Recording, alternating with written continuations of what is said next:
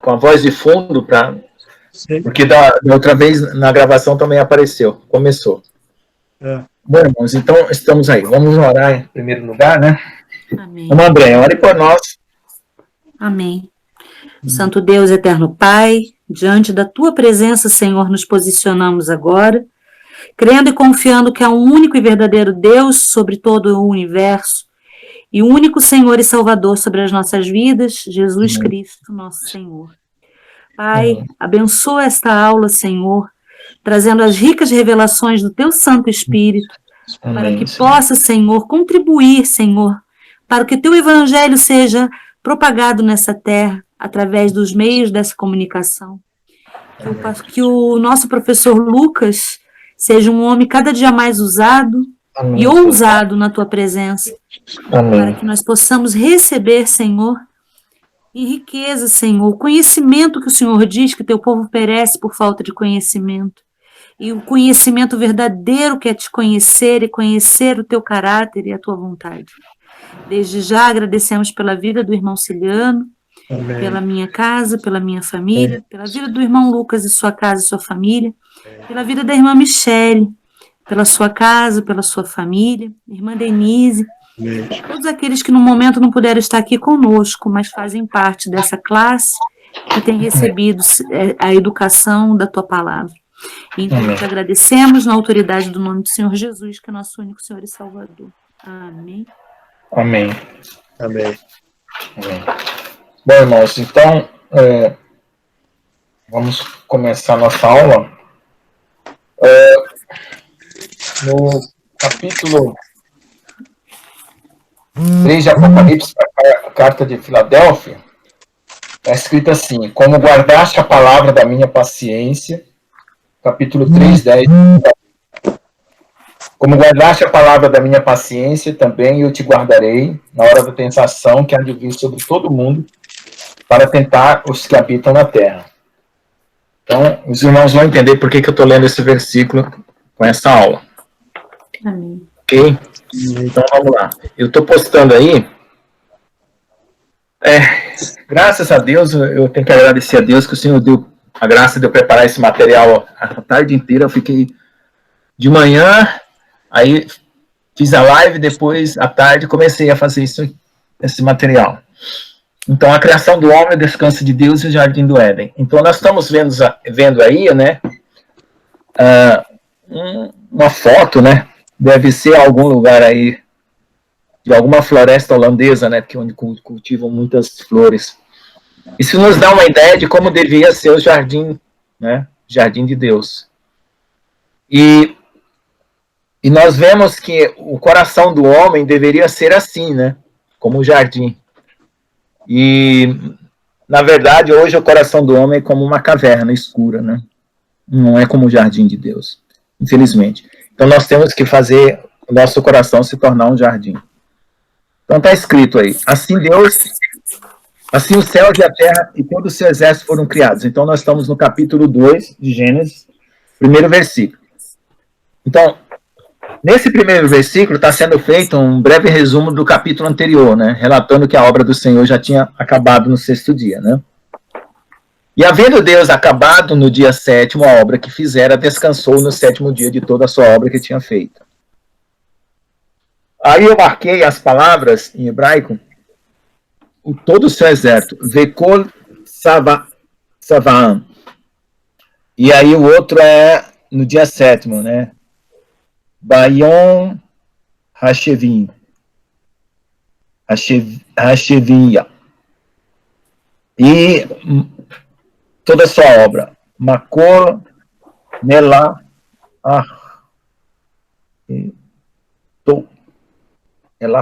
Arreto. Não sei pronunciar direito ainda, estou em prática. Vamos lá. Então é só para os irmãos relacionar. E a hora que a gente for fazer uns comentários, a gente vai relacionar essas palavras aí, tá bom? Vamos lá. A contagem dos dias no ano do povo de Deus, segundo Êxodo 12:2, né, e Números 28:14. Então, a questão do sábado, ela começa com a lua nova, primeiro dia do ano, primeiro dia do mês, é o primeiro dia da lua nova. A partir daí, conta-se 7 dias, forma uma semana, depois mais 7, e aí, entre 29 dias e meio e um pouco mais, que dependendo da posição da lua, você vai ter meses e anos, né?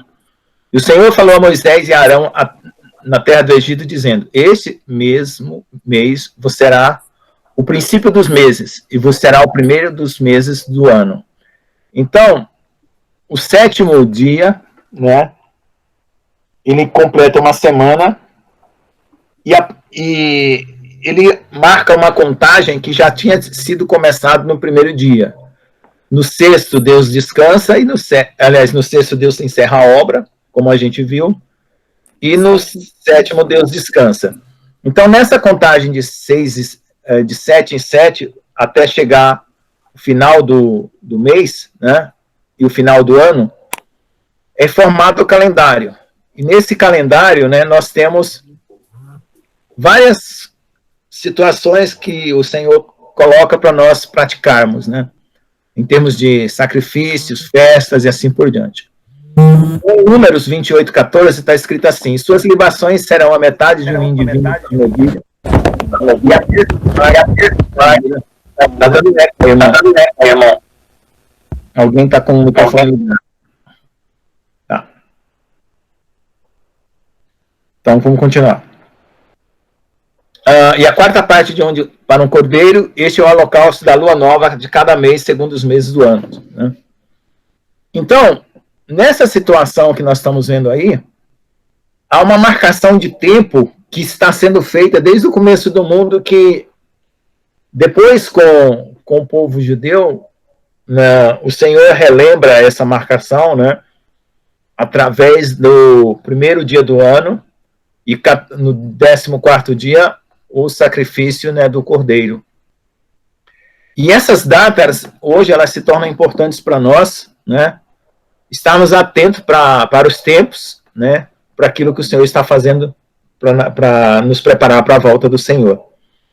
Então, como o nosso objetivo é estar resgatando, né, e muitas coisas que ou não foram ensinadas ou foram perdidas, né, então nós estamos aí criando um calendário mais apurado para entender, né, o tempo que nós estamos passando agora. Né? Então, nesse versículo aí, abençoou, né, o versículo 3, e abençoou Deus o dia 7º, e santificou, porque nele descansou de toda a obra que Deus criara e fizera. Sempre eu tive essa preocupação, desde quando eu li a primeira vez esse versículo. Eu sabia que o homem, da forma como estava na terra, ele não tinha dado descanso para Deus. E que esse 7º dia tinha um significado espiritual, como a gente sabe que nós estamos no 6º milênio, e nós vamos entrar no 7º milênio desde Adão, e o verdadeiro descanso vai acontecer, porque o Senhor já de antemão santificou o 7º dia, né, para nos ensinar esse descanso espiritual, né, que se realiza na obra do Senhor Jesus Cristo e que se realizará no milênio. E aí, como a gente viu no versículo anterior, né, que no dia 6º, né, e assim a terra e todo o exército do céu foram acabados.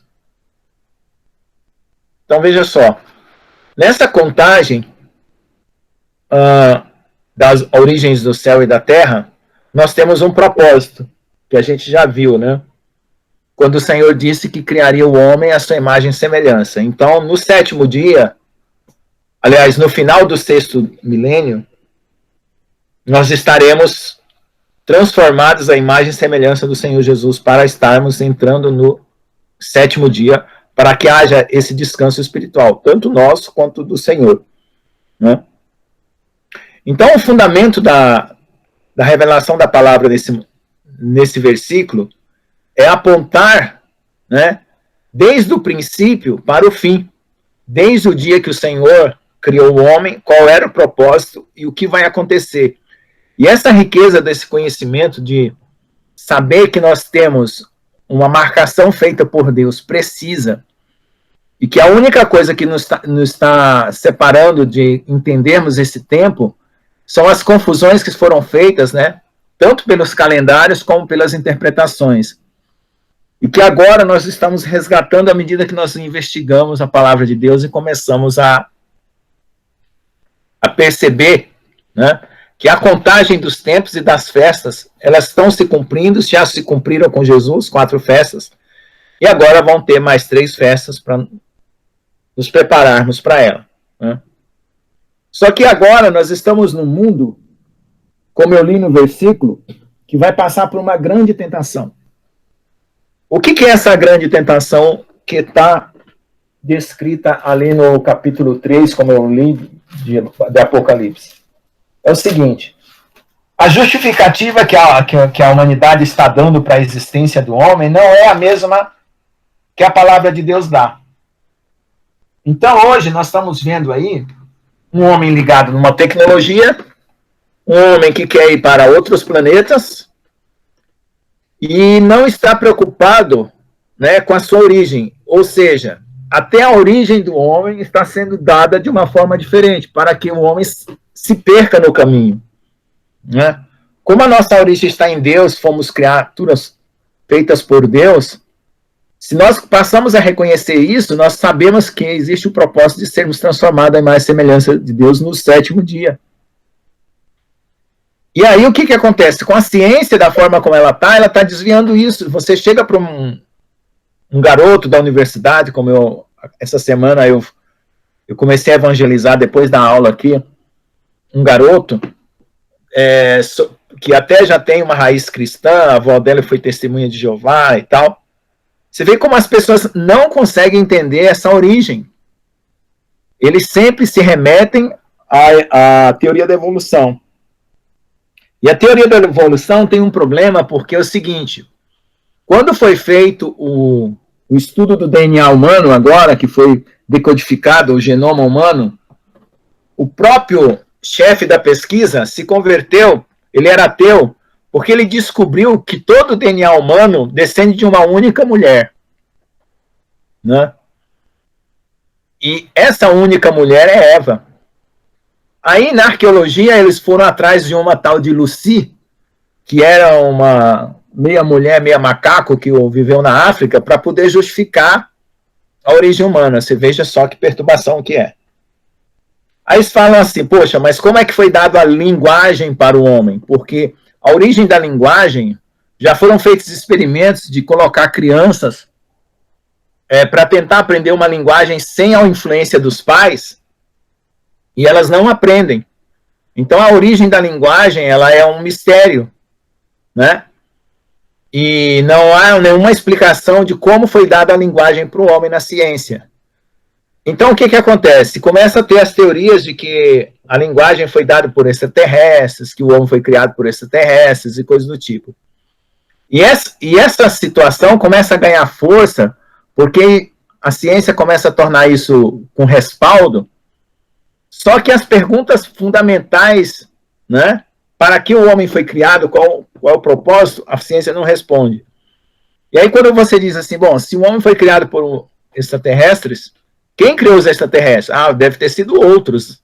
E quem criou os outros? Outros. Então você veja que é uma verdadeira enrolação na ideia, né, de que você não tem uma origem definida. Isso deixa todo mundo vivendo sem propósito, vivendo perturbado, vivendo sem saber para que finalidade é a sua vida, né? Bom, então, vamos continuar aqui. E toda planta do campo que ainda não estava na terra, e toda erva do campo que ainda não brotava, porque o Senhor Deus não tinha feito chover sobre a terra, e não havia homem para lavrar a terra. Então, nesse versículo aqui, ele está descrevendo a criação antes do homem, né? O papel do homem ainda não entrou. No versículo 6 diz assim: um vapor, porém, subia da terra e regava toda a face da terra. Então, a gente viu no versículo 2 de Gênesis que o Espírito de Deus pairava sobre a face das águas. E nesse versículo, a gente vê o vapor. O que é o vapor? É uma mistura de ar, vento, né? Mais água. o vento ou o ar representa o espírito e a água a palavra. Então, para que a face da terra fosse regada, tinha que haver a presença de Deus, né? E o vapor fazia o papel do ambiente que traz a vida. Alguém está entrando aí? Quando eu estou apresentando, gente, eu fico cego em relação à tela, tá? Eu tenho sempre que voltar aqui na tela. Bom, então aí, veja só, a própria criação, no estado que ela estava, ela precisava de um alimento, dado pelo vento, né? Pelo espírito, né? E pela água, a palavra. A gente sabe que o vento, ele polimeriza, né? As plantas, né? Ele leva o pólen das flores, né? Ele transporta, né, a umidade junto com o vapor. Oh, chegou agora a irmã Michele. Então, nós sabemos que... Pode ser, irmã Michele. Seja bem-vinda. Então, nós sabemos... Oi, gente, boa noite. Boa noite. Ai, que dó, gente, perdi a aula. Não, no comecinho, ainda não... Estamos esquentando. Começou agora, estava no Só desliga o microfone. Então, veja só.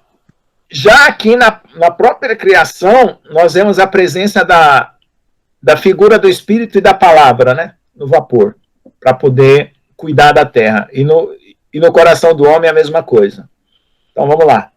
E formou o Senhor Deus do pó da terra, e soprou o homem do pó da terra, e soprou em suas narinas o fôlego de vida, e o homem foi feito alma vivente. Então, eu achei muito interessante, porque aqui, né, além de falar o nome de Deus, né, o tetragrama, junto com a palavra Elohim, que tinha sido pronunciada lá no princípio, né, no princípio criou Deus os céus e a terra, ele ainda não tinha falado o nome de Deus, né, o tetragrama. E agora ele começa a falar o tetragrama. Né? E ainda quando ele vai falar do homem, né, ele coloca Et Ha-Adam, né? E a gente sabe que o Et, que está escrito em hebraico aqui, é o Aleph, e o Tav, representando o Alfa e o Ômega, como se fosse Jesus, né? Então, até na própria escrita está unido aqui Et Ha-Adam, né? Eu acabei não marcando em amarelo, mas é logo depois desse primeiro amarelinho aí do verso 7 que eu estou lendo. Então, Alfa e Ômega, né, estavam junto ao homem, né? Na própria simbologia da própria língua, da própria palavra, nós vemos a presença de Deus aí, né? E temos Nefesh, que é Hayá. Hayá é um verbo que quer dizer existente, né? Existir, viver, né? Então, Nefesh Hayá, alma vivente. E você veja que quem colocou um som de fundo aí? Tá vindo um som. Ah, é da live. A live do irmão Luiz está começando, desculpa. Então, veja lá. Vamos continuar. Daqui a pouco a gente entra na live. Então, a palavra serpente é Nahash e a palavra alma é Nefesh, né? Trocando apenas uma letra do Re para o Fe, né? O P, nós temos a troca da alma, né, por uma serpente. Então eu achei interessante que muitas vezes a alma humana, para ela se tornar uma inimiga de Deus, né, basta ela perder algo, uma característica dela, né, e ela começa a se comportar como uma seguidora de Satanás ao invés de seguir a Jesus, né. E essa característica, né, é a santidade, que a pessoa perde ou o temor a Deus, né, dando origem a lugar ao pecado, né? Então, eu achei muito interessante essa comparação aí dessas duas palavras, que é uma simples troca de algo, né, pode contaminar o coração. Tá certo? Então, esse versículo diz que Deus formou o terreno, isto é, o homem terreno, a partir da terra. Então, veja, a palavra Adamá e a palavra terra, Adam, ela é um jogo de palavras, é terreno da terra. E Deus formou o terreno a partir da terra. Em contraste com esse versículo, temos a formação do celeste a partir do céu, conforme está escrito em Hebreus. Mas vindo Cristo, sumo sacerdote dos bens futuros, por o maior e mais perfeito tabernáculo, não feito por mãos, isto é, não desta criação. Então, Jesus, ele não é desta criação da qual foi Adão, não é? Quando ele está referindo aí a desta criação, a criação de Adão, não desta criação que é a nossa criação, mas de uma criação mais sublime e mais perfeita, um tabernáculo mais sublime e mais perfeito, porque o Senhor Jesus é eterno, mas o corpo dele, sendo semelhante ao nosso corpo de pecado, né, ele foi feito mais sublime, né, não foi feito desta criação. E plantou o Senhor Deus um jardim no Éden. Aí está no Éden, né? Não é um jardim do Éden, ou o jardim não era o Éden. Do lado oriental, e pôs ali o homem que tinha formado. Então, alguns escritores dizem que a mesma porta que estava no tabernáculo, ela ficava do lado oriental, a entrada do tabernáculo, era também a mesma posição da entrada do jardim do Éden. E o jardim do Éden, segundo o que eu pesquisei hoje, alguns relatam que era um ambiente de comunhão com Deus, né? Era um lugar reservado para o encontro com Deus. Ali tinham querubins, né? Ali tinha toda uma beleza espiritual ali e uma simultaneidade de Deus e o homem presente no mesmo ambiente, né? Então aqui nós temos uma descrição que eu tirei de um texto que diz assim: onde fica o jardim do Éden segundo a Bíblia? O jardim do Éden fica... E curiosidades locais sobre o local bíblico. Em uma passagem do livro de Gênesis na Bíblia, temos apenas um indício da localização do Jardim do Éden. A passagem diz que o local era irrigado por um rio que se dividia em 4. Esses rios eram o Pison, o Gion, o Tigre e o Eufrates. Enquanto o Tigre e o Eufrates são rios da antiga Mesopotâmia, não se conhece a localização dos rios Pison e Gion. Alguns estudiosos da religião acreditam que o Jardim do Éden estava localizado na Mesopotâmia devido aos 2 rios conhecidos. Bom, repetiu, né? O rio Tigre e Eufrates atravessam o Iraque, a Síria e a Turquia. Assim, a localização destes 4 rios pode englobar toda a área da Península Arábica e parte nordeste da África. Essa região é exatamente onde os cientistas acreditam que a humanidade nasceu. Certamente não é possível encontrar o Jardim do Éden atualmente. Provavelmente, ao que tudo indica pela Bíblia, ele tem sido destruído da terra após a expulsão de Adão e Eva. A Bíblia não diz o que aconteceu com o Éden. Talvez o Éden ainda existia no tempo de Noé, provavelmente foi destruído no dilúvio. Atualmente, o Tigre e o Eufrates não estão ligados a 2 grandes rios. Há 2 outros grandes rios atravessando todos os territórios mencionados na Bíblia. Mas o aspecto da terra e o curso dos rios mudam com o tempo. Acontecimentos como o dilúvio podem ter alterado drasticamente a paisagem. Por isso, é muito difícil encontrar a localização exata do Jardim do Éden. Alguns estudiosos acreditam que o Jardim do Éden estava num lugar no nordeste da África. A crença existe devido ao fato de que os mais antigos restos humanos foram encontrados na região em que o Gion é geralmente pensado para ser o nome do Nilo. Isso aconteceu após ser expulso do jardim. A religião presume que os continentes ainda não estavam separados antes do dilúvio. Essa abordagem seria consistente com a configuração do supercontinente Pangeia, que a gente falou na aula passada. Tá certo? Então aí, eu coloquei várias citações, inclusive do Flávio José também, né, onde ele fala que o Gion poderia ser o Nilo. Então eles tentam associar ao Nilo, ao Ganges e ao rio Amazonas, né? E deve ter mais um outro rio para completar os 4 braços, né? E o Senhor Deus fez brotar toda a terra, toda a árvore agradável à vista, para a boa comida, e a árvore da vida no meio do jardim, e a árvore do conhecimento do bem e do mal. Então, também marquei as palavras aí, né? A palavra árvore, né? Que é Etsy. E Hadaetz Tov Raim, né? A árvore do bem e do mal. A palavra Raim em hebraico é mal mesmo, não é mal de doença, né? É mal de maldade, tá bom? E o Tov é o bom de bondade também, tá? E saía um rio do Éden para regar o jardim, e dali se dividia e tornava em 4 braços. Então eu achei no mapa aí do Google a provável localização do Jardim do Éden, né, com o braço do rio Eufrates, tá? E algumas figuras eu coloquei aqui para ilustrar. Então, o nome do primeiro rio é Pison. Este é o que rodeia toda a terra de Havilá, onde há ouro. Então, o ouro é usado aqui nas vestes do sacerdote, tá? O primeiro rio Pison do número Strong 06376, quer dizer aumento, espalhar, rodeia, circunda. E com o Strong 05437, Kabab, quer dizer voltar, cercar, dar a volta, ser mudado de direção para rodear, mudar e transformar.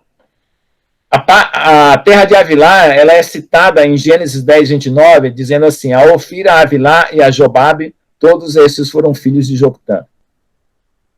Então nós temos aí, né, uma referência que ele vai falar sobre o bdélio e a pedra sardônica, tá, que está representada aí, vamos ver lá. Então aí tem uma projeção de onde poderia estar esses rios atualmente, né? Porque eles falam que tem rios que estão subterrâneos e rios que estão extintos, tá? Então aí seria mais ou menos nessa posição aí. Então eu lembrei muito do aquele versículo que fala que a igreja onde tem o trono de Satanás está na Turquia, né? Eu não sei qual que é a irmã Andréia lembra qual que é a igreja onde tem o trono de Satanás? É a de Laodiceia ou é a...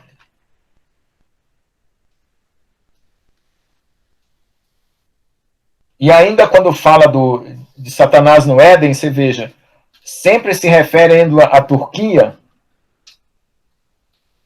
né? No Apocalipse, associando a Turquia e também no livro de Naum, né?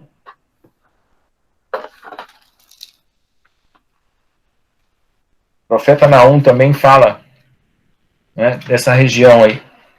O Naum, o Ageu, onde tem a origem, né, do anticristo. O profeta Obadias também fala,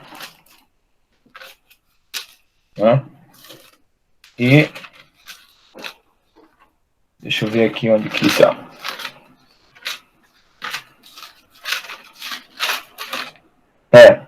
Profeta Naum, isso mesmo. Então vamos lá. E o ouro dessa terra é bom. Ali é o bidélio e a pedra sardônica. Eu fui pesquisar o que é o bidélio e eu achei a figura de uma árvore, né, que está aqui para frente. Não sei se eu coloquei aqui. Deixa eu ver. Não. Acabei esquecendo de colocar. Ela produz uma espécie de uma resina, né, que ela era usada para substituir a mirra, tá?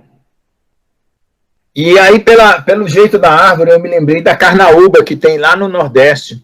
A folha da árvore que eles mostraram, tá eu coloquei no material complementar lá ali da aula, parece a carnaúba, né? Que tem uma resina também, a carnaúba solta uma resina.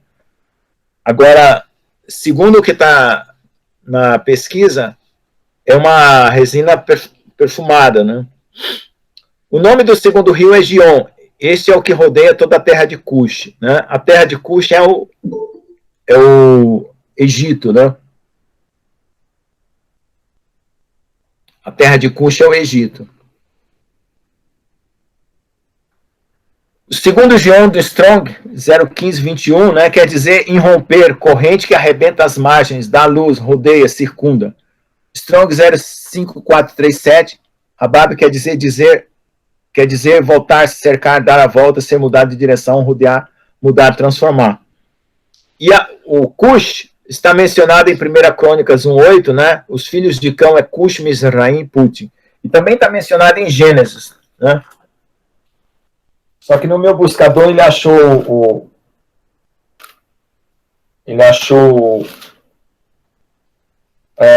o Crônicas primeiro.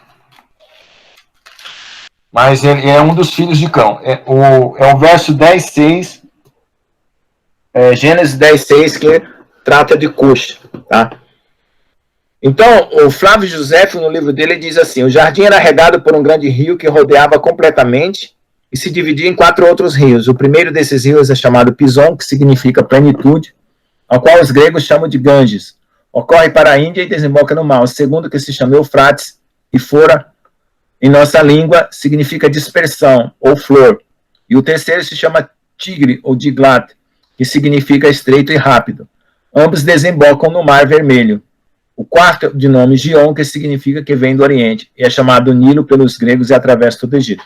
Então, essa aqui é uma visão do Flávio José, onde ele tenta referir-se aos 4 braços do rio, né, do Jardim do Éden, a esses rios conhecidos hoje, o Ganges, né, o rio Tigre ainda existe, o Eufrates, e o Gion é o Nilo, né. Então, no hebraico, o rio Tigre está escrito como Redekel.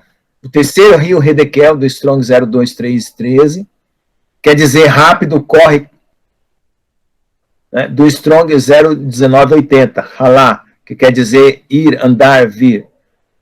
A Síria, do Strong 0804, Assur, que quer dizer um passo da raiz, no Strong 0833, ou Ervá Asher, que quer dizer avançar, progredir, andar e ir para frente.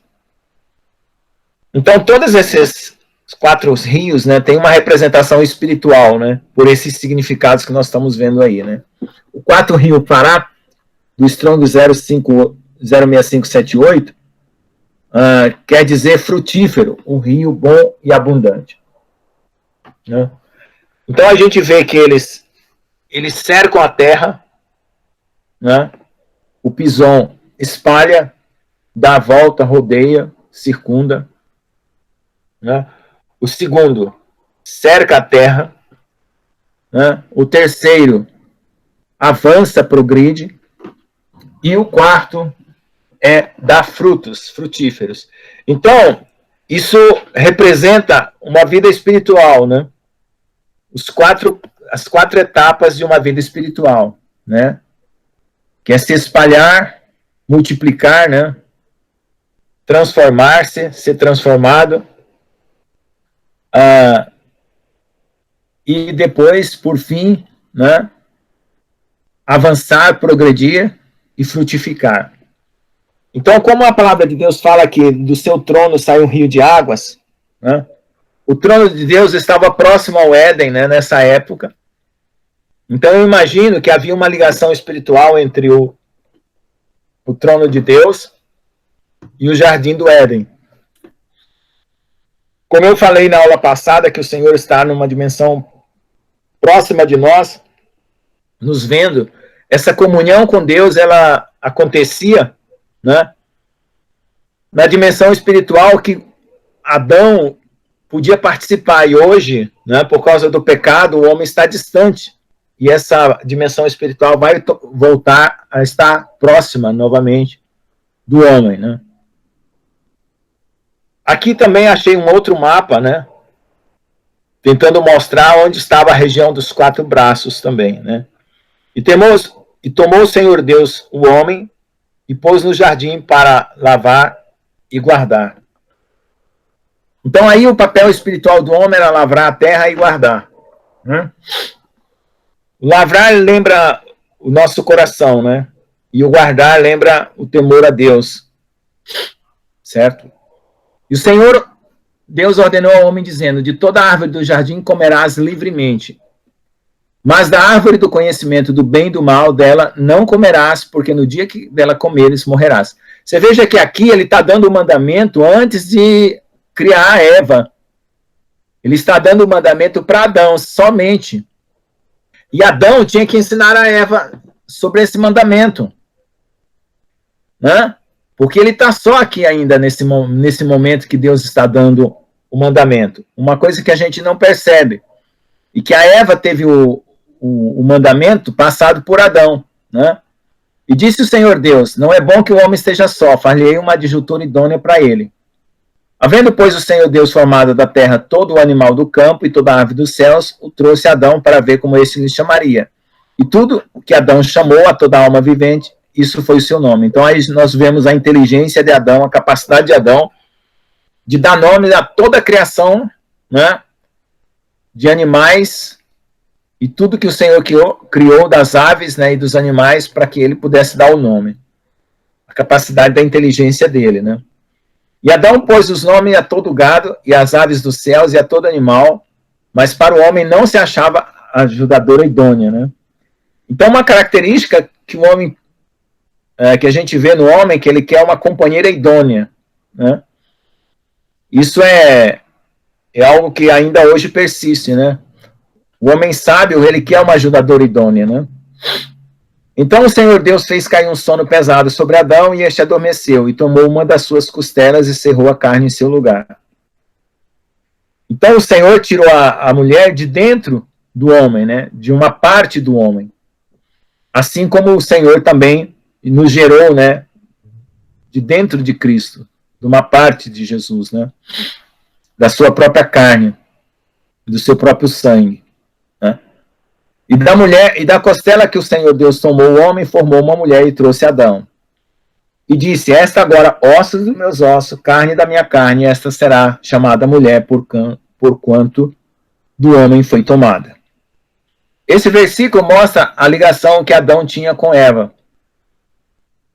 Né? Portanto, deixará o homem, seu pai e sua mãe, apegar-se-á sua mulher, e serão ambos uma só carne. Ambos estavam nus, o homem e sua mulher, e não se envergonhavam. Então, irmãos, nesse capítulo descreve, né, a origem do homem como sendo criatura de Deus, criado por Deus para um propósito, que não como a ciência diz que foi um homem originário de um primata, né, de um macaco, e que foi evoluindo para chegar ao que chegou como homem, né? Mas houve uma intervenção direta de Deus. E esse homem, cujo objetivo é se tornar a imagem e semelhança de Deus, que é Jesus, e não tem nada a ver com, vamos dizer assim, evoluir para conquistar outros planetas, ou, né, dominar a Terra da forma como está sendo dominada hoje pelo homem, sujeito ao pecado. Porque quando o Senhor Deus colocou o homem na Terra, como a própria irmã Andréia falou no começo, colocou ele como um administrador, um mordomo, né? Com autoridade sobre os animais, autoridade sobre a Terra, né? Numa figura espiritual, né? Daquilo que hoje o Senhor Jesus é na nossa vida, e daquilo que também o Senhor vai nos tornar, recuperando, né, e trazendo de volta esse reino que foi perdido, né, que estava sendo inaugurado naquela época, mas foi perdido por causa do pecado, e agora o Senhor nos resgata por meio do Senhor Jesus Cristo para poder descansar nesse milênio, né, e viver nessa nova condição, né? Depois de ter passado por toda uma história de 6.000 anos, né? De separação de Deus. Amém, irmãos? Então eu vejo aí, né, a necessidade da gente reconhecer isso e anunciar isso como palavra de Deus, com poder e autoridade, né? Sobre a nossa origem, né? Porque a nossa origem nos dá o nosso significado e também nos dá o nosso destino. Então, se nós não reconhecemos a origem verdadeira, nós não temos significado e o nosso destino não é completado. Ou nos desviamos, né? Porque é exatamente isso que a palavra pecado quer dizer, né? Desvio. Então, irmãos, Eu tinha colocado aqui mais alguns textos, né? Mas a live do irmão Luiz já está andando lá. Eu vou interromper aqui. Se vocês quiserem fazer alguma pergunta, né, podem fazer, né? Para poder a gente também aproveitar lá a live do irmão, né? Porque também eu acho que muita gente foi para lá. Então vamos dar uma parada agora. Quem tiver perguntas aí pode fazer, porque ainda dá tempo lá a gente voltar para a live lá. Tá bom?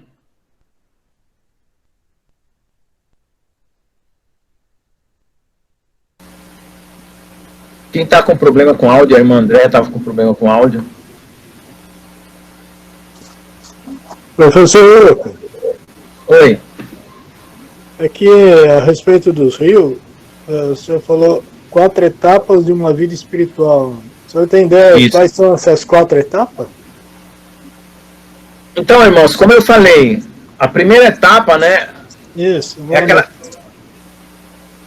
Aqui eu identifiquei ela porque eu vi um comentário bíblico sobre essas 4 etapas, né? Deixa eu ver aqui que eu já Ok. mostro para o irmão. 2 minutinhos aqui.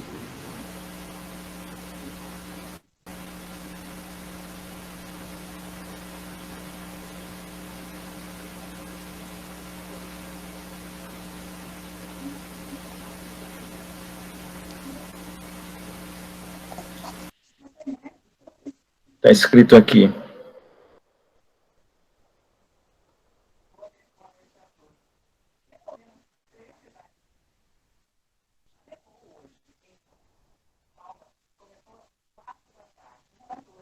Então, a primeira etapa é a conversão, né? É o que eu imaginei. Então, está dizendo aqui, ó.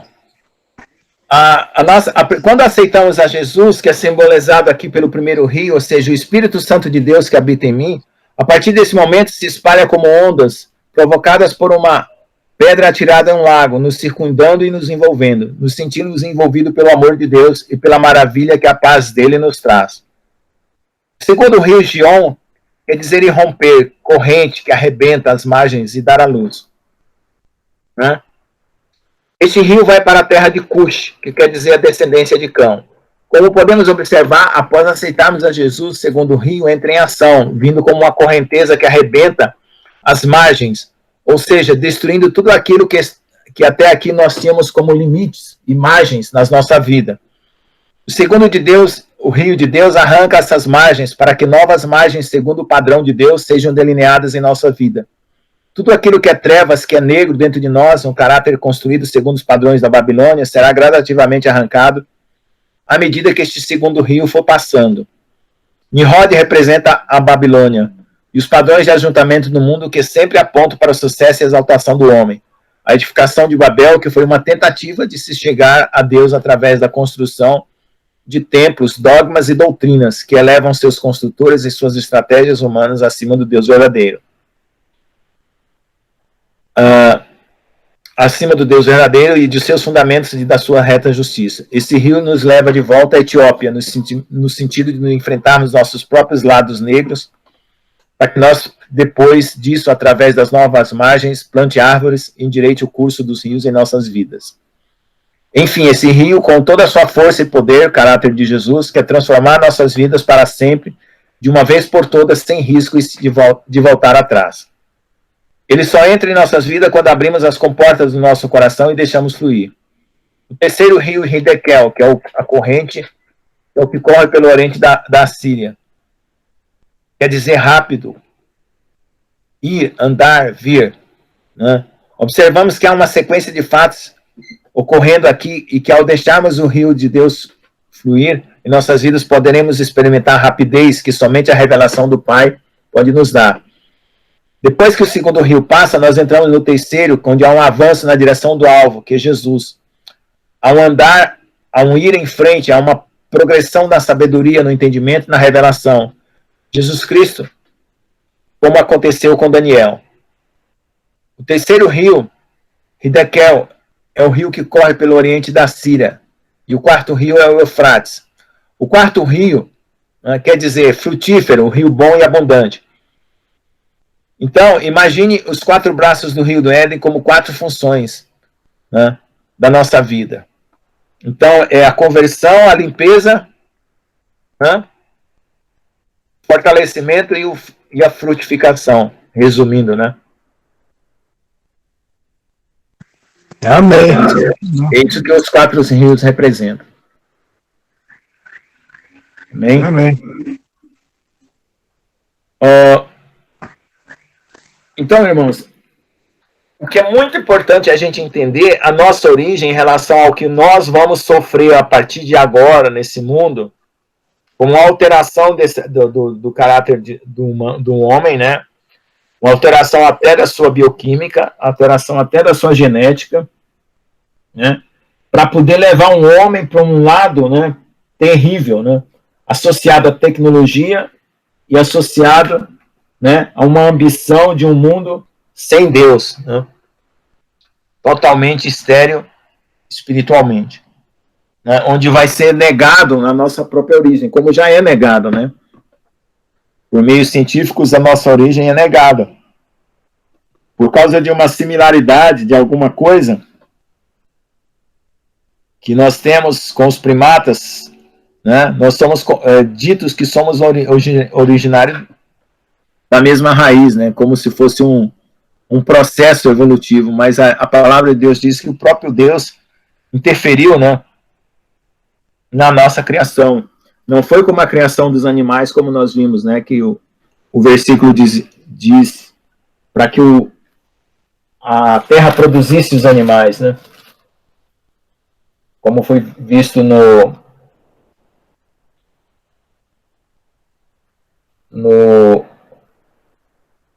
versículo 1 Gênesis 20, né? 20 e 21, né? E no verso 1, 25, né? Onde a terra produziu os animais. Então, nessa situação, a gente percebe que é diferente a criação de todos os animais da terra da criação do homem, onde Deus forma o homem do pó da terra com a ação direta dele, né? E a mesma criação da mulher, que é tirada do homem, né? Para ser a sua companheira. Amém, irmãos? Se vocês quiserem perguntar, tá?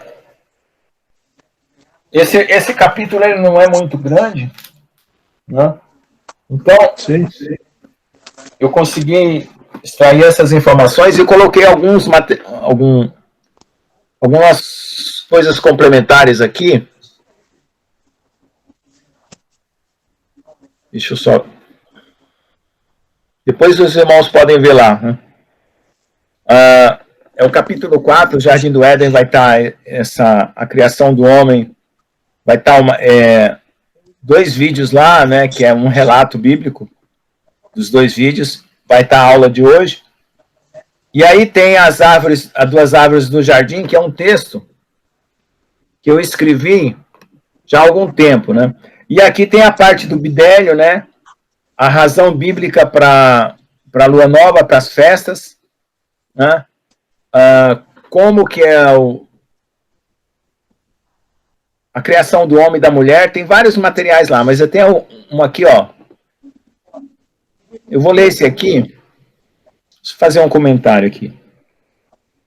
É um material que eu coloquei lá. Desde criança, a história do Jardim do Éden sempre me despertou muitas perguntas.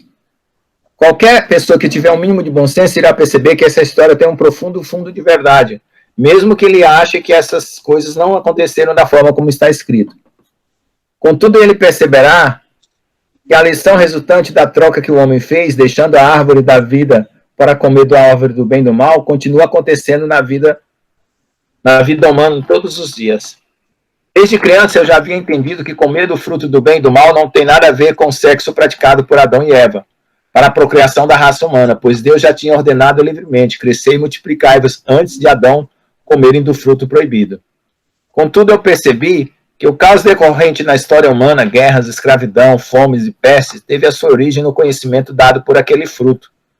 Desde então, o homem trocou a sede de conhecer a Deus pela sede de poder, sede de ciência e da tecnologia, como se vê nos capítulos da história humana que se seguem à queda. Mas uma pergunta sempre me intrigou. Como seria o mundo hoje se o homem não tivesse comido tal fruto? Se ele tivesse comido do outro fruto da árvore da vida, como seria? A Bíblia diz em Gênesis 3, 22 e 24, que se o homem tivesse comido da árvore da vida, ele teria se tornado eterno como Deus.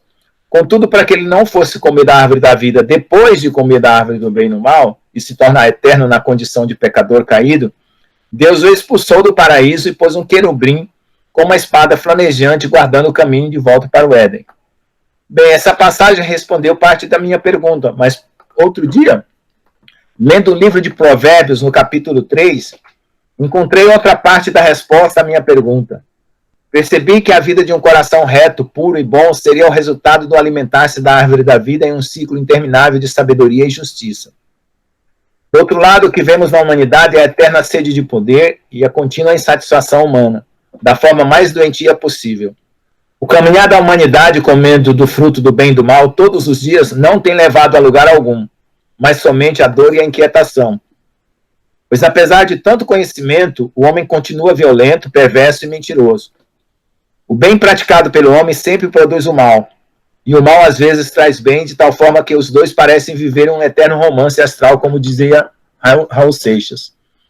Por outro lado, observa-se que o conhecimento construído em decorrência do paradigma do bem e do mal não tem respondido satisfatoriamente às questões básicas da psique humana, de forma que essa mesma psique possa ser corrigida de seus males, como desejava o filósofo Spinoza. Isso me leva a pensar que o paradigma do nosso conhecimento fosse outro, da árvore da vida, talvez houvessem respostas mais satisfatórias para a cura de doenças humanas, como o egoísmo, a violência, a esquizofrenia e até a loucura. Mas a pergunta é, onde está este conhecimento? Estará em alguma outra civilização, em uma outra galáxia? Existe tal civilização que tenha feito a escolha de outra árvore?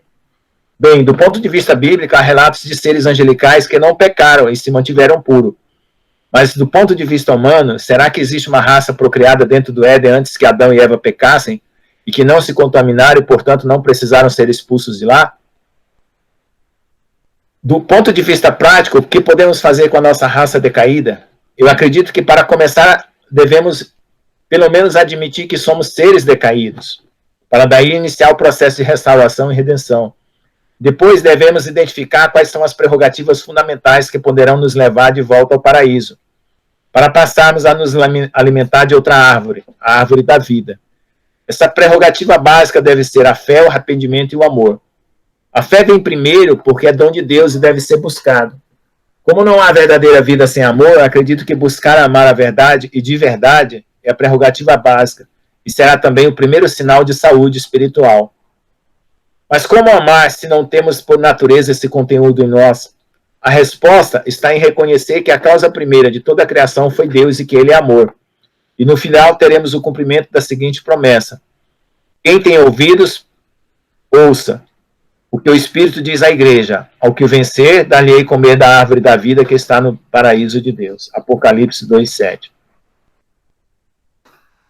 Bom, irmãos, essa é uma reflexão que eu escrevi há tempos atrás sobre a questão das duas árvores do Jardim do Éden, né? E aí eu coloquei um material complementar, né? Os irmãos analisar aí sobre a questão da queda, né? Que vai ser na próxima aula, né? A questão da queda e a criação do homem. Mas eu transfiro o material para lá, no próximo capítulo também. Tá bom? Então fiquem à vontade, irmãos, para fazer perguntas, né? Próximo capítulo é a questão da queda e outro? É a questão da queda.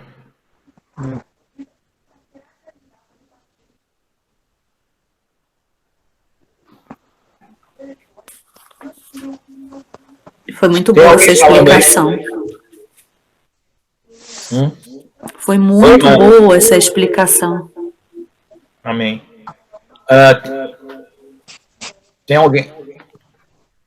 Tem que desligar aí tem dois microfones ao mesmo tempo, não tá não? Tem que colocar só um para poder falar. O meu é No só caso, não tá ligado os dois, mas ele tá dando eco porque tá saindo sua voz daí e daqui, entendeu?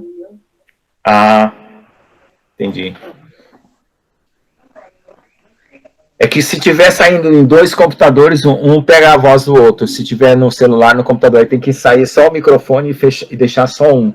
E o que está falando tem que ser o mesmo que está ouvindo, para não dar eco.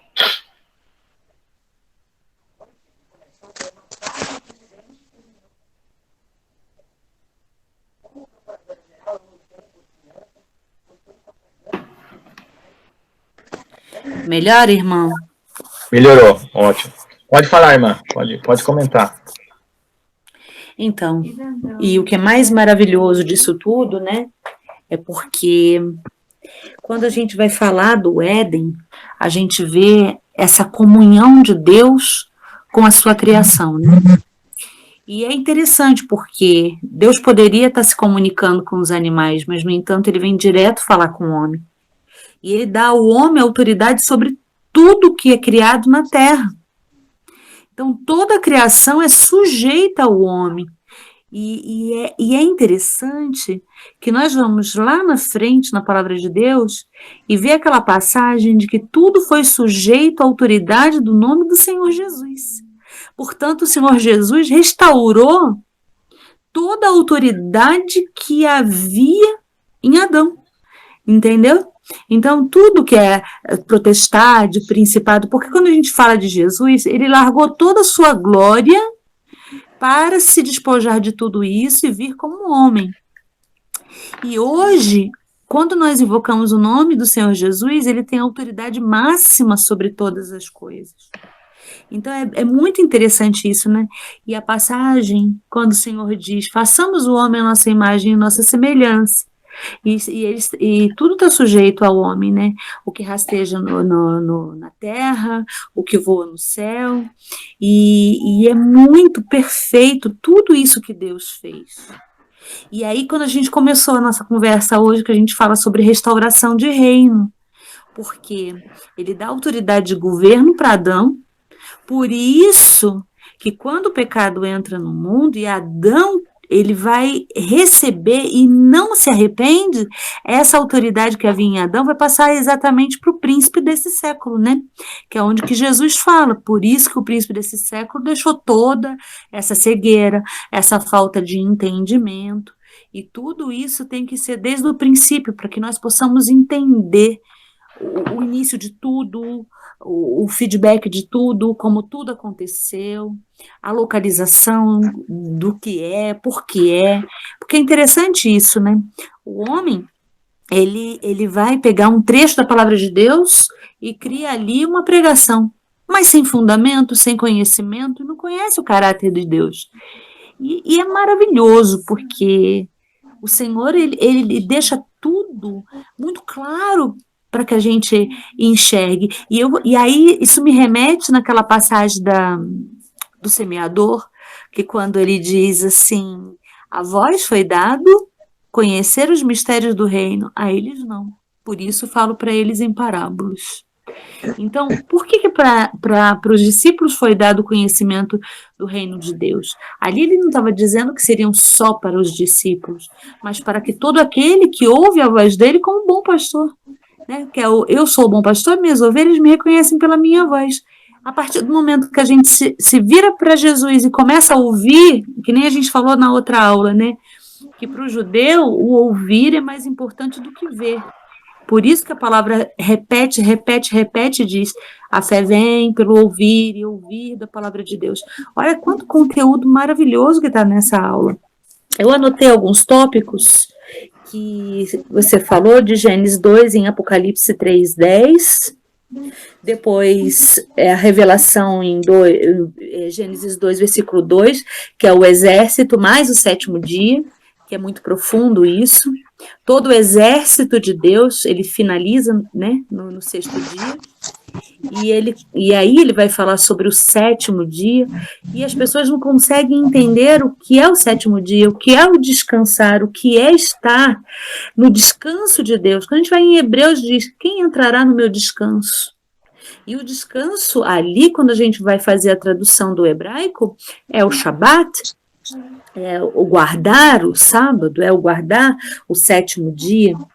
E aí depois você falou de Êxodo 12, 2 e de Números 28, 14. E uma das coisas que eu anotei também foi: o vapor é igual a vento mais água e espírito mais palavra. Que profundidade disso! Aí eu fui lá em João, 1 João capítulo 5, que fala da revelação do Senhor Jesus, né? Que Deus fala que quem não reconhece o Filho o faz como mentiroso, né? E em 1 João, estou abrindo aqui para não falar com as minhas palavras, que não gosto disso, sou muito beriana nessa passagem, que diz assim: pois há três que dão testemunho no céu, o Pai, a Palavra e o Espírito Santo, e estes três são um. E três que testificam na terra, o Espírito, a água e o sangue, os três são unânimes, num só propósito. Se admitimos o testemunho dos homens, o testemunho de Deus é maior.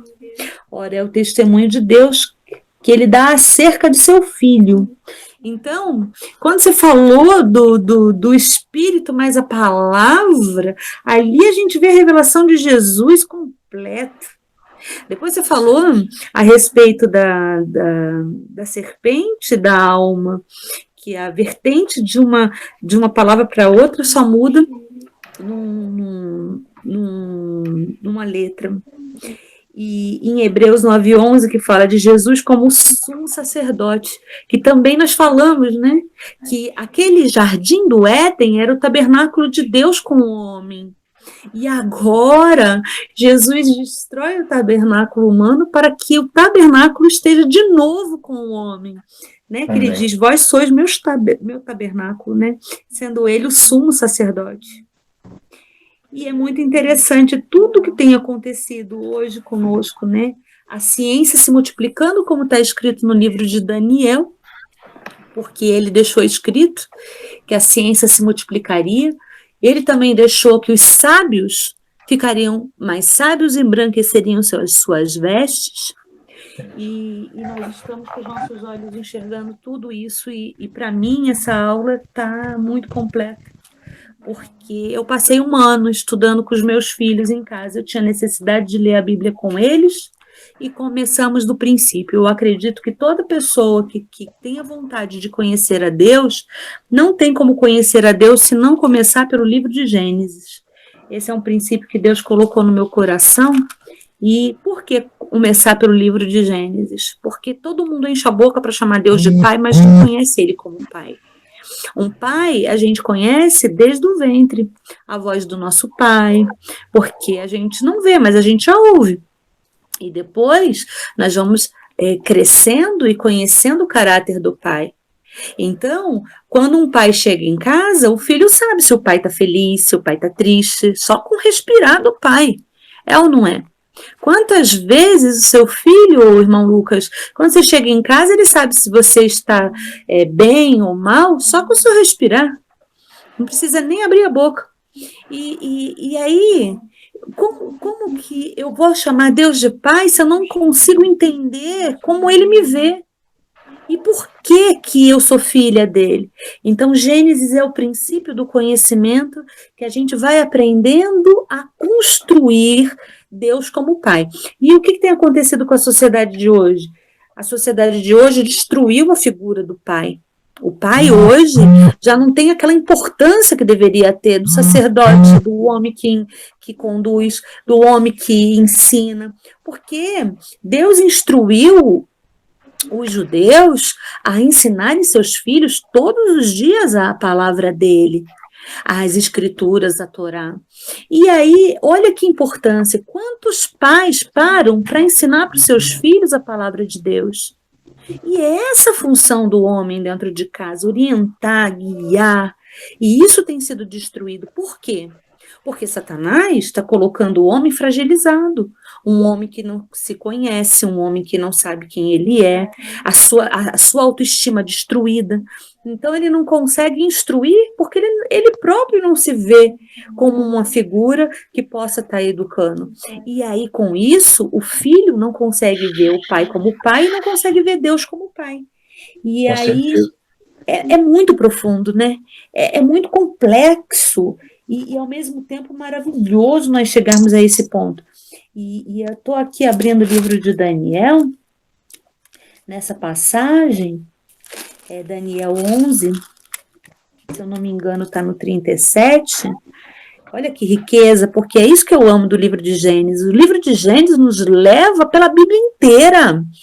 Você sabe que coisa mais maravilhosa. Quando nós chegarmos na Torre de Babel, eu tenho uma relíquia para entregar para vocês.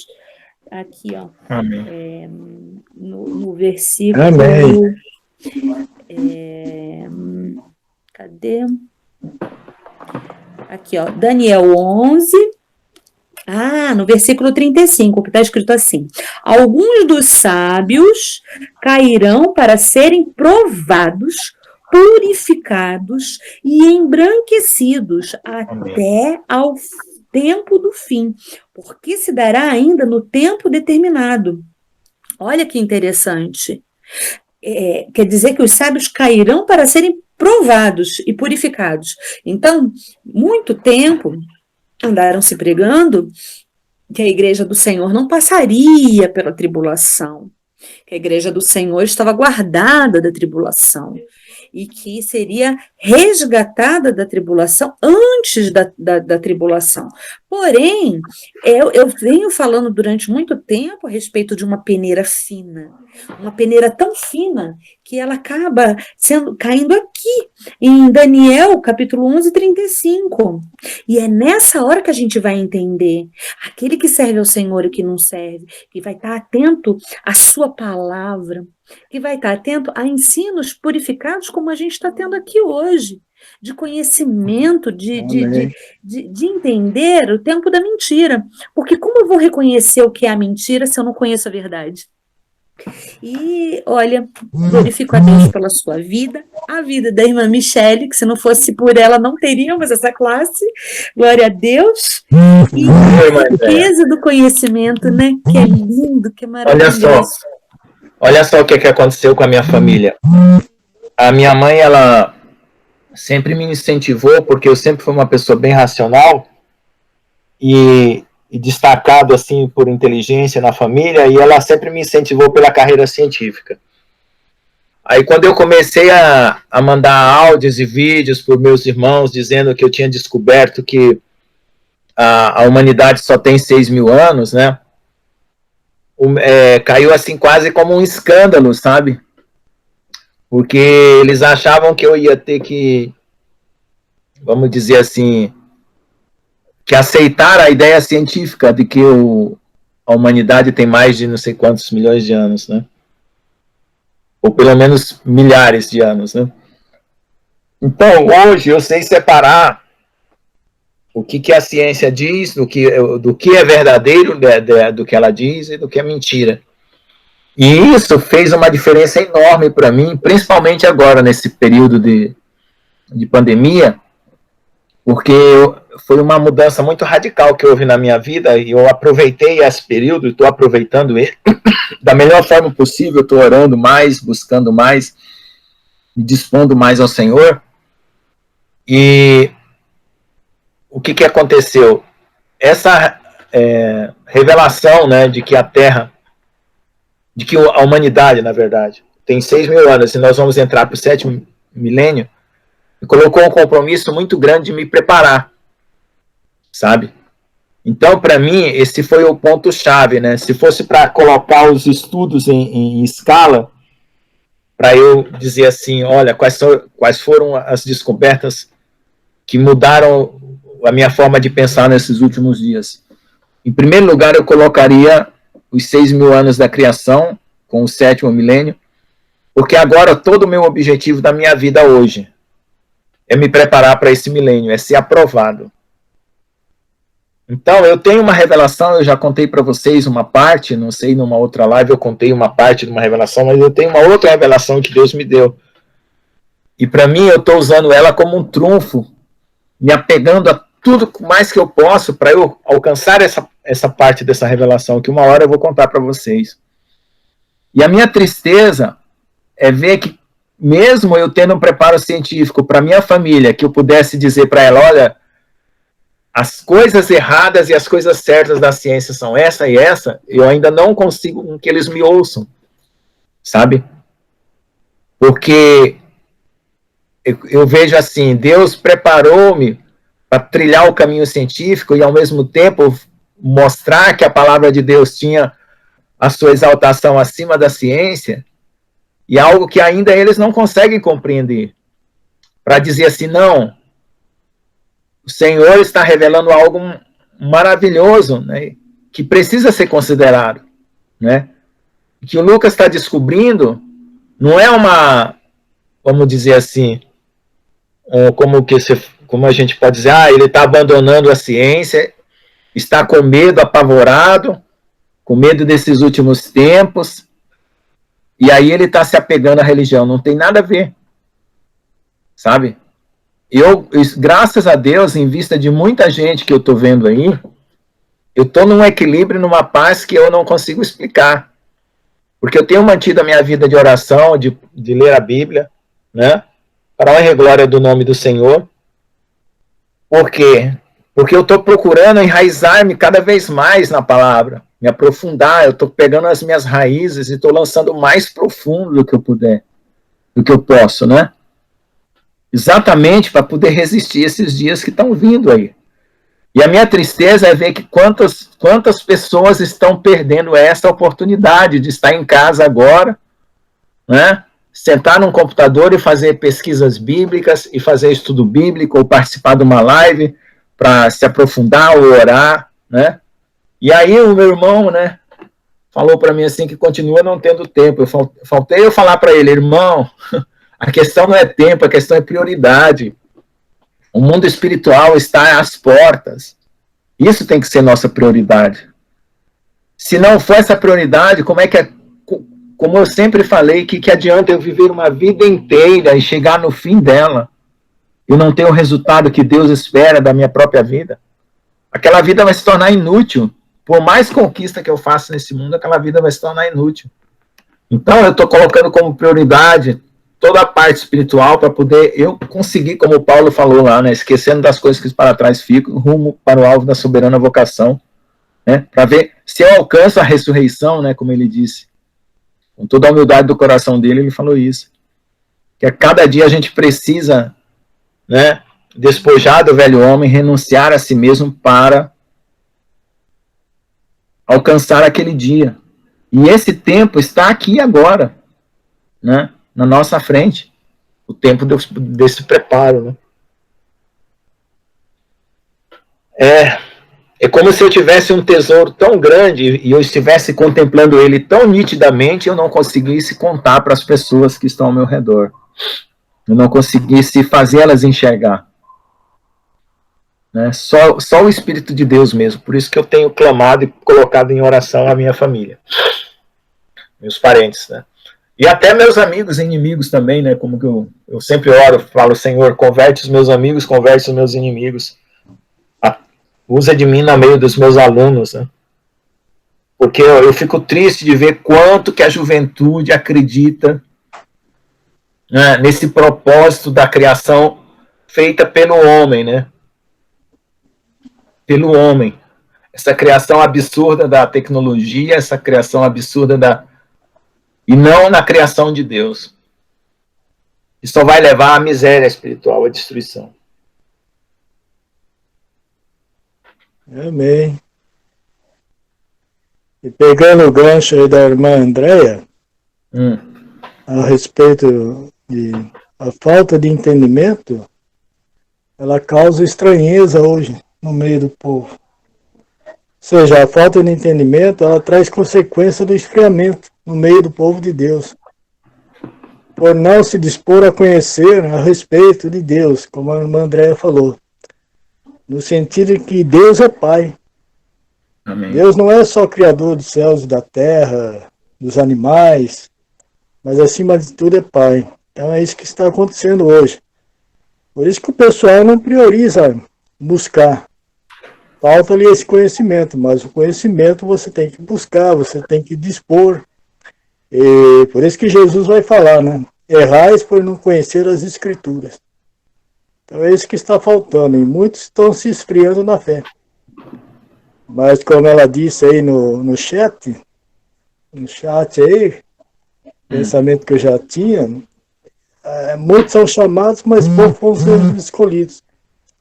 Mas para o conhecimento do povo de Deus, tem que haver alguém que me proporcione esse conhecimento, apresente esse conhecimento a respeito de Deus. Ou seja, uma pessoa simples, ela tem que ter no mínimo algum conhecimento da palavra de Deus. Não desprezando ele porque ele é simples, mas tem que haver isso. Senão não tem como o povo aprender. Mas, viu, irmão Ciliano, eu vejo assim, a palavra de Deus para mim é a realidade do que é. Sim. O que de fato aconteceu, sabe, lá no passado, é a realidade do que de fato aconteceu. Então, para mim, enxergar a realidade é um tesouro, é uma riqueza. Amém. Porque enquanto estão enxergando a mentira, o engano, é verdade. Sabe? Porque sempre quando eu fui ensinado sobre a evolução na sala de aula, ou qualquer outra teoria que fosse ensinada, eu sempre questionei. Teve uma vez que eu abri a Bíblia na sala de aula. E aí já me jogaram para escanteio, sabe? Por quê? Porque, em primeiro lugar, a vida para mim ela tem que ter significado. E quem dá significado para a vida é Deus. É Deus. Então já começa por aí. E segundo lugar, além do significado, ela tem que ter um propósito final. Então, quando eu descobri que o propósito final da minha vida é se transformar da imagem e semelhança do Senhor Jesus, eu falei, pronto, eu tenho tudo que eu preciso, agora eu só tenho que obedecer. Sim. E o que as pessoas estão vivendo é sem essas duas coisas. Elas estão vivendo sem propósito, né? E sem obediência e sem saber para que a vida existe, né? Para que ela está aqui, né?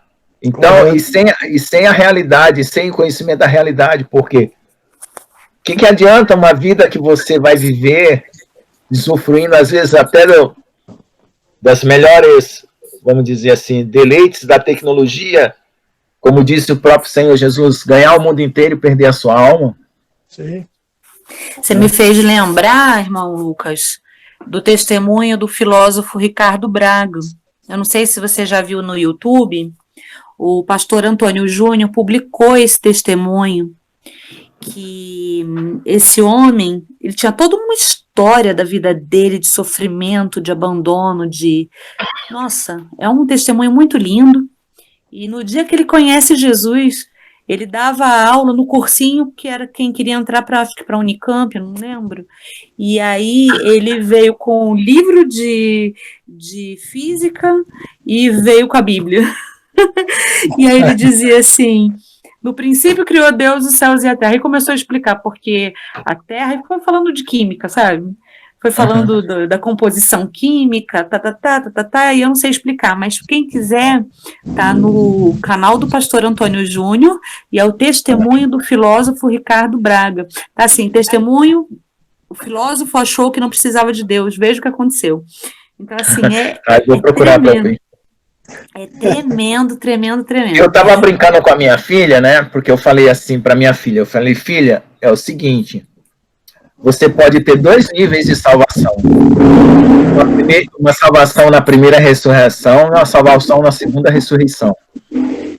Na primeira ressurreição, você vai ser rei e sacerdote com Jesus. Na segunda ressurreição, você simplesmente vai ressuscitar, vai ser julgado pelas obras, né? Você creu, mas você não participou do milênio, né?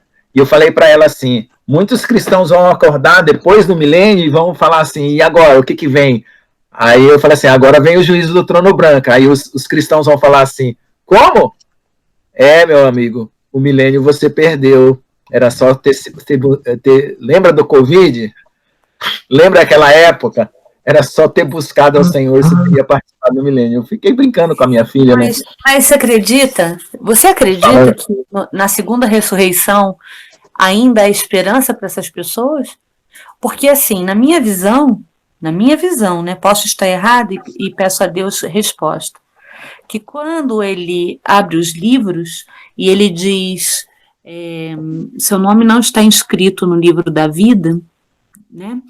Aí ele vai dizer assim, a mão esquerda vai para o lago de enxofre e a mão direita é benditos do meu Pai. Mas eu acreditava que quando ele abre a mão direita, são dos que vieram do milênio com ele, entendeu? Não dos que vão ressuscitar na segunda ressurreição, porque está escrito assim, feliz é aquele que entra na primeira ressurreição, né? Porque...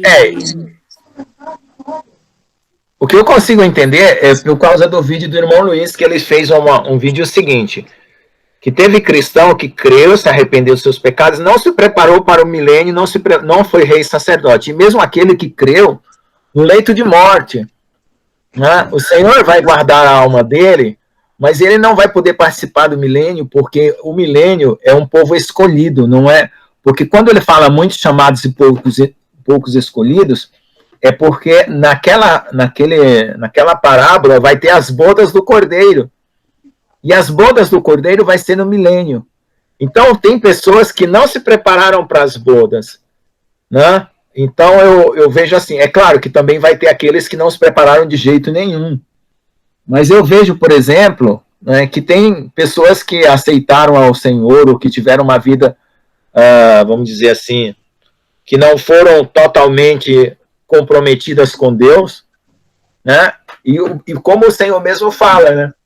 Se fores infiel, eu permaneço fiel, porém se negares o meu nome, aí o Senhor nos negará.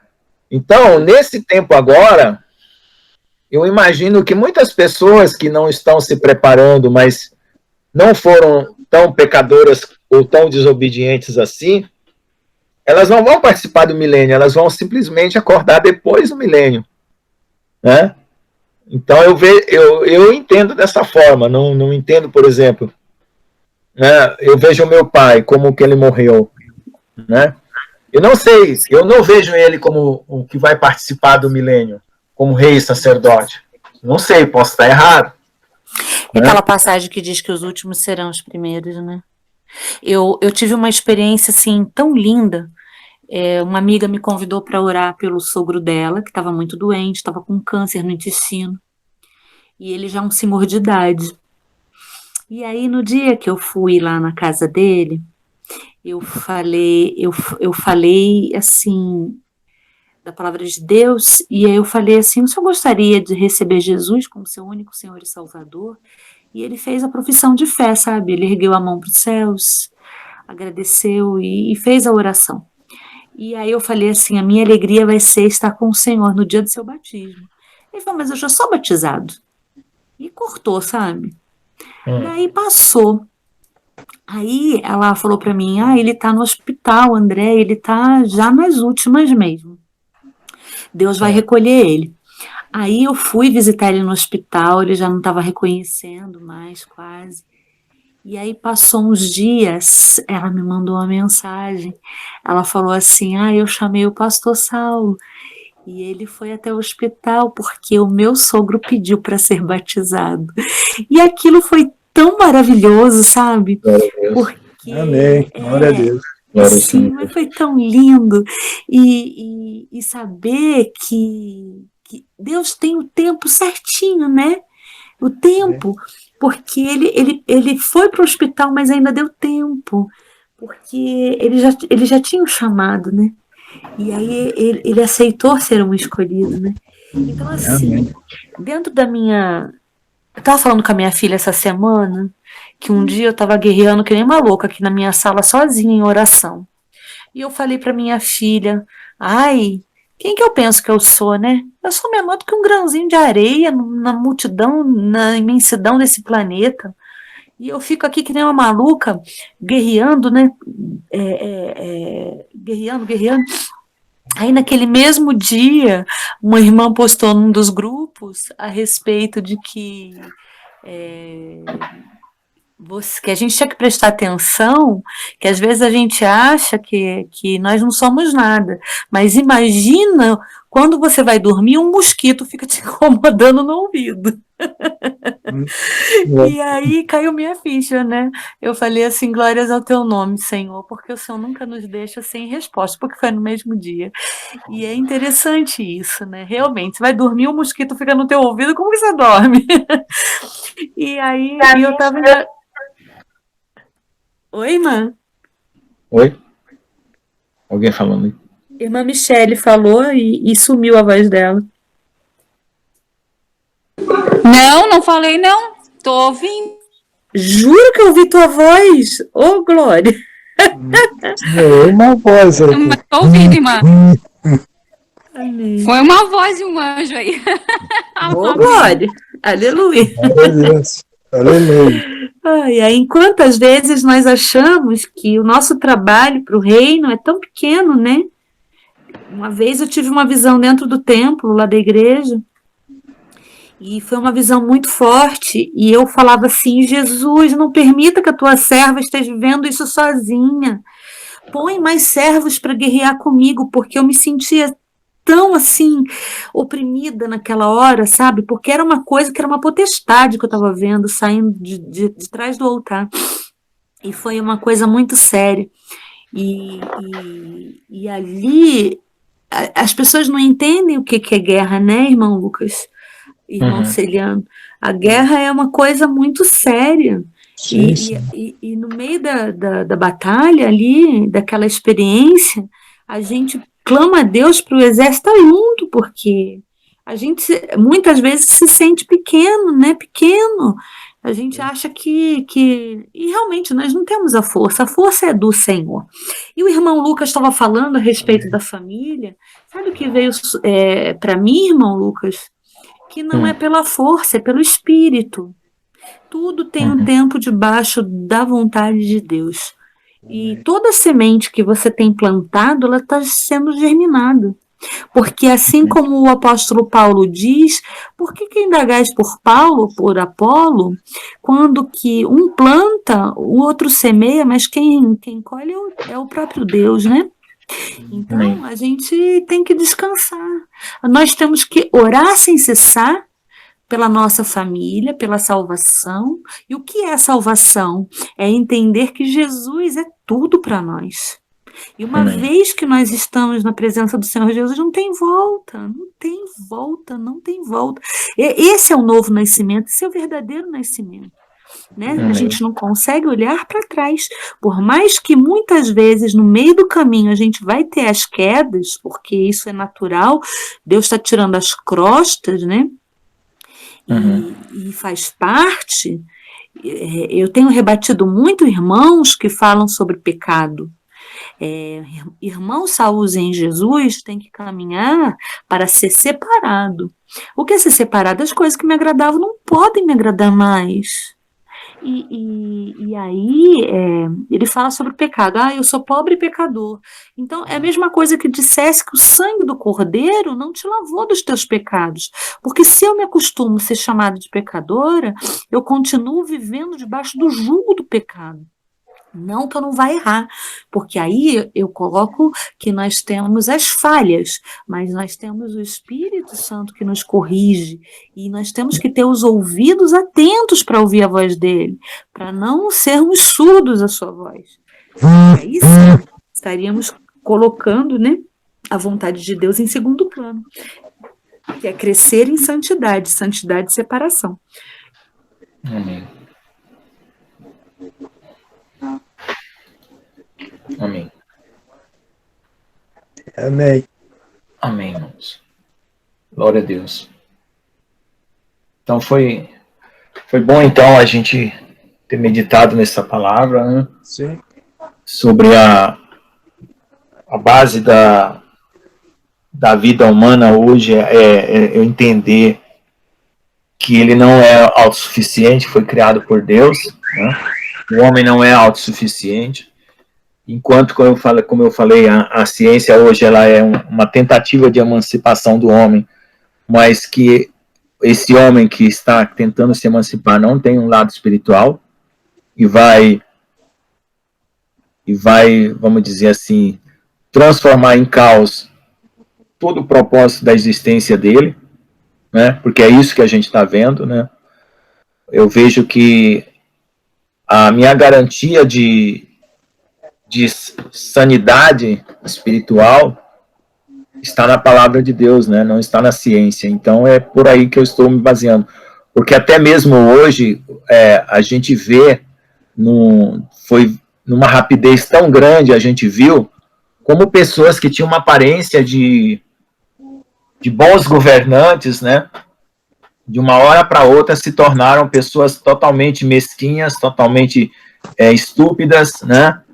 E maldosas com o ser humano, né? Com a sociedade. Então eu vejo isso nesses últimos dias agora, né? É como se Deus tivesse pegado um livro, virado uma página da humanidade e começou uma outra página, né? Então agora a nossa expectativa, eu tenho assim, vigiado e orado para entender o que vai acontecer. Porque eu sei que até a hora que o Senhor Jesus voltar, né, nós vamos continuar marchando. E isso não pode parar. Isso não pode parar.